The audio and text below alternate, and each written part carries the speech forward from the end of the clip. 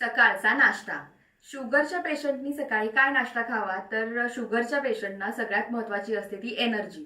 आणि शुगरमुळे energy level कमी होते, शारीरिक मानसिक थकवा जाणवतो. याच्यासाठी सगळ्यात बेस्ट म्हटलं तर मोड आलेले कडधान्य. याच्यामध्ये सगळ्यात जास्त प्रकारे तुम्हाला मदत करतो तो म्हणजे हरभरा. हरभरा खाल्ला की माणसं बघा कशी हराभरा होऊ शकतात, बरोबर ना? तर हरभरा, बऱ्याच लोकांना गैरसमज आहे की हरभऱ्यामध्ये 0% शुगर असते, त्यामुळे हरभरा खाऊ नये. तरी 0% शुगर ही आपल्या शरीरातल्या शुगरवरती काहीही अपाय करत नाही.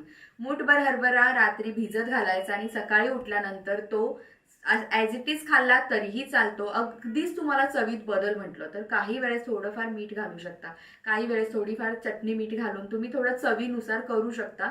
पण असाच हरभरा खायला कधीही चांगला. तर हा हरभरा खाऊन तुम्ही आपली एनर्जी लेवल वाढवू शकता. हरभरा तुम्ही अगदी नक्कीच खावा.